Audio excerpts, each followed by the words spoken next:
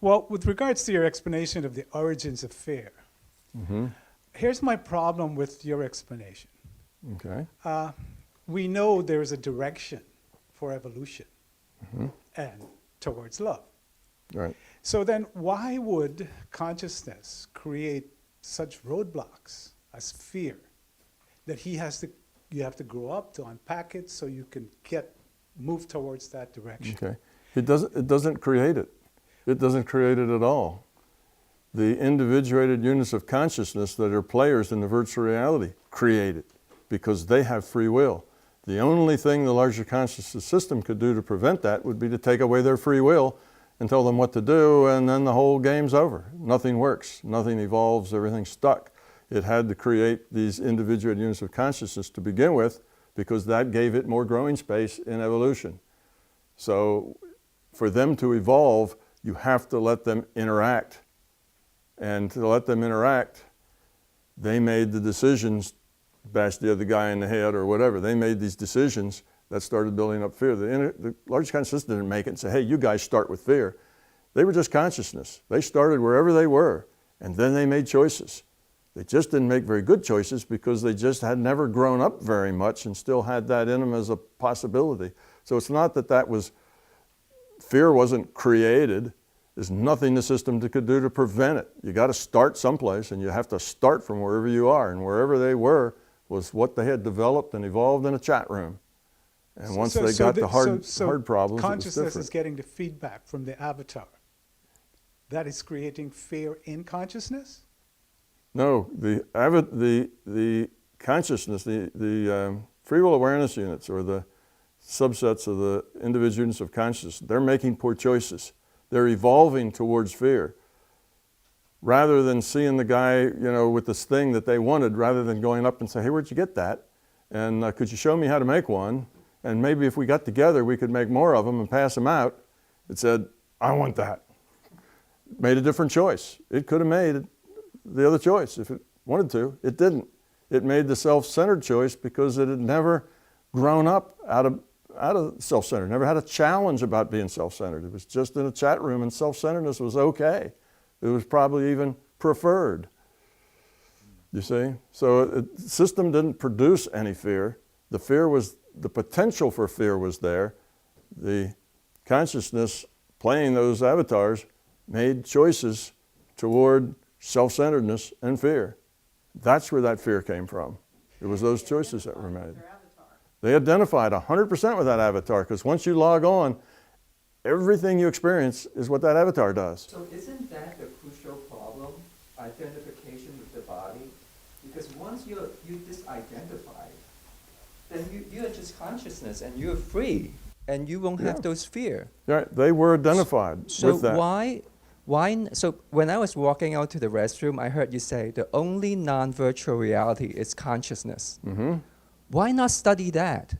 Why go to a journal to study consciousness when we are consciousness? Why not just directly study ourselves? Why go to all these different virtual realities and get information when we are the only true non-virtual reality? So that's what's been going on in my mind as well. The system's not in the business really of studying consciousness. The system's in the business of trying to grow up, which means it's in the business of trying to survive. That's what's driving consciousness. It has to grow up to survive. It's trying to evolve rather than de-evolve into randomness, okay? So in order to survive, it has to evolve. In order to evolve, it has to move toward becoming love, because that's the most evolved state of a social system.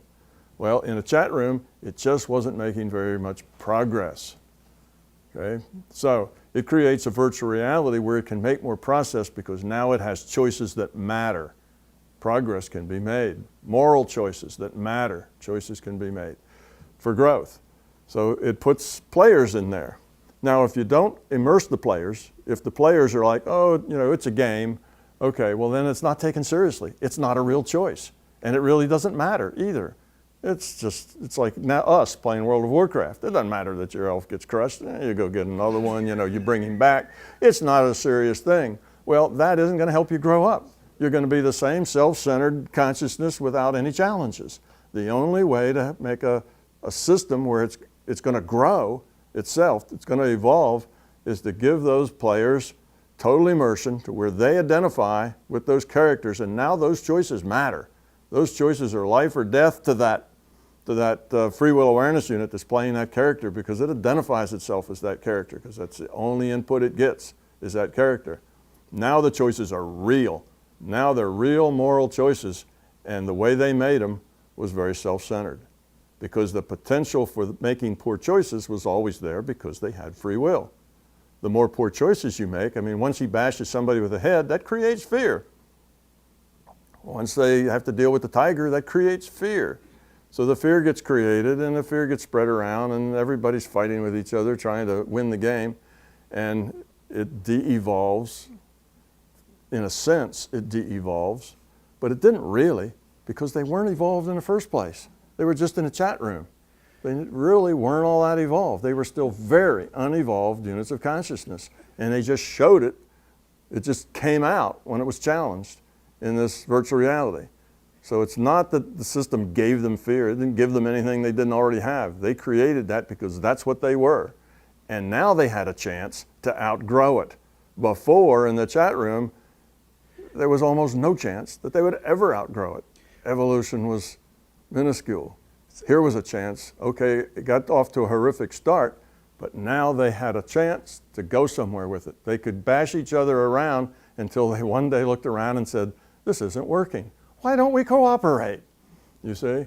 And they did, but they only cooperated in little groups, and then they tried to bash each other with the groups. You know, well, that's sort of where we are now, right? The groups have just gotten bigger and bigger. Tom, help me out with this disconnect. Okay. I mean, Bruce Lipton talks about consciousness needs the avatar because he wouldn't know how chocolate tastes. Now, yeah, and I say that sort of thing too. I say the mind leads, the body follows. Yeah, but how about this proposal? There's a price to pay for trying to get 150 trillion cells acting together. I mean, the liver cell don't know what's going on the outside. The nervous system picks up the signal and tells the liver cell knows what's going on. So I'm suggesting that fear is a price we pay for getting all these 150 amoebas, as Bruce said, describes them, to work together with consciousness, and the price we pay is the yin and yang because of free will, as I initially suggested, that we can envision both sides, and every time we make a decision, we can make the opposite decision, which is fear. So every time keep that mic up there. every time fear is produced, I'm getting excited here. there is a positive and a negative. The yin and yang, the devil and God. Sure. I mean, yeah, I don't have any problem with any of that. I don't see that that's contrary to what I just said. That's fine. Fear creates another environment for us to grow in, right? So somebody bashed somebody in the head. Now what can we do? Do we then bash that person in the head and then we take it from them, or do we try to stop that, or do we try to help the person? We have choices to make. So yeah, all of our responses create more choices, which create more choices and create more responses. And that's what we've been doing for the last 200,000 years, trying to grow up. yeah, I've been exactly where she was with fear. I can't see myself getting rid of fear. I mean, I have, 60, 70, 80 years to live. It'll always be with me. So if I cannot unpack it in time to grow up, what do? This is what she asked. How do you get rid of the fear? Because if you're continually making it, there has to be a way of not doing so. Well, you're not continually making it. It's your choices. You don't have to continually make it. As you start to grow up, you get to where you let that fear go. You don't take on more. You let it go. You do get rid of it. It's not that you never get rid of it. You may not get rid of all the fear you have in this experience packet, or you might. That's possible. It may take you, maybe thousands of lifetimes before you get rid of that fear. It's not like you got one shot and this is it. You got to get rid of it. It may take a long time. It's a slow thing growing up. We just get a little bit and a little bit more and a little bit more, and that's how evolution works. It's cumulative. So we work on it. And if we get a little bit of fear gone here, That's good. Next time we start with a little higher quality, a little less fear, and maybe we'll get rid of a little more. And so it goes. Now, once you become aware, like you are, you have let go of a lot of fear. As I recall, when I first met you, you were in a whole lot worse fear, jail. You were a whole lot worse off in fear jail than you are now. You see, you let go of a lot of fear, and you started growing again, and things started making sense, and you started to go out and embrace the world again. Things changed. You see, that's growing up. That's major growth, and that'll stay with you. And you may just continue on that, and 10 years from now, you may have a lot of your fear beaten, maybe even most of it. But it's a challenge, it's difficult, and we find ourselves constantly repeating the same errors. Things push our buttons, and we get angry and we get upset, and then we may say, wow, why did I do that? Every time I interact with my mother-in-law, she gets my goat and I lose it. That always happens. And next time you interact with her, she says something, pushes your button, you go nuts again. And you're angry with yourself for falling for the same thing every time. Eventually, you can outgrow that once you understand and see the big picture. As long as you're in that trap and all it is a stimulus response, you can never outgrow it. But if you own it and say, geez, I do that every time, it's me. I take that bait and I react to it. I'm not going to do it next time. And you might succeed, but it's only from the intellect. And maybe the next 10 times it's only from the intellect. But the need to growl gets less and less. And then eventually, mother-in-law just doesn't push your buttons at all. She tries, she hits you in that same spot, and you just smile at her and say, I love you too. And it works out. So you do grow up. It's not impossible. That's our job here. We're all going to grow up. And the bunch of us that are here are people who realize what's going on, and we're working on it. Most of humanity out there doesn't have a clue what's going on. They're not working on it. They're just stumbling their way through life totally oblivious to what their purpose is here. So they're not very good at getting rid of fear, and it kind of looks like they're not making any progress at all. But that's because they have no idea what's going on, what the game is, and how to play it. But once this physicist over here gets this ball rolling, and we know that love is the answer, suddenly a whole lot of people will know the game they're in, and they'll do a whole lot better once they do. You've made huge progress. You're sitting back there saying, I've got the fear and I'll never get rid of it. I've seen in the, 4 or 5 years I've known you, I've seen you offload a ton of fear. Yeah. Jeez.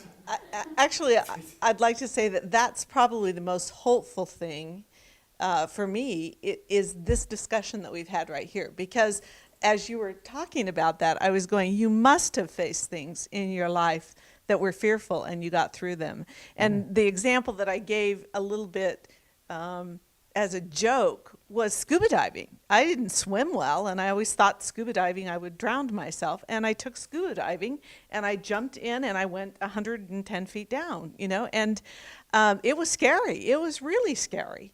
And yet, you overcome those things. And when I was a toddler, I was probably scared to get on a bike. And so you do offload fear, and Sure. by understanding that we've just kind of talked about, it's hopeful because you do know you can grow up and get past it. Yeah, it just takes time. It's not quick, but it is steady. Like I say, look 500 years ago at how cheap life was. The peasants were, run spear through a peasant just for fun because it was entertaining to see who could kill one quicker or from how far away you could kill one. It was that kind of mindset that we had just 500 years ago. And that doesn't happen. Yeah, there's still a lot of ugly people on the planet, but not to the extent that it was then. As a people and as a race, we are growing up. It's just slow. And if you look the way it was when our first ancestors came here and played this game, they went from chat room to scary place. So they really did give Yeah, pretty much. And they just hadn't grown up in that way ever. Matter of fact, in the big chat room, that probably encouraged self-centeredness. How clever could you be in the chat room? You know, how maybe you could put somebody down, or you could show off yourself as being particularly knowledgeable. Probably self-centeredness was a result of being in a chat room for a long time, because there wasn't much else to do to distinguish you other than how clever or smart or whatever you were, you know. So when you get in this environment where now the decisions aren't, can you come back with a really good retort? The decisions are, how are you going to live? How are you going to survive?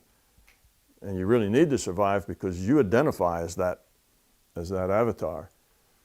You know, how are you going to protect yourself? How are you going to protect your family? How are you going to do all that stuff? It's very, high stress.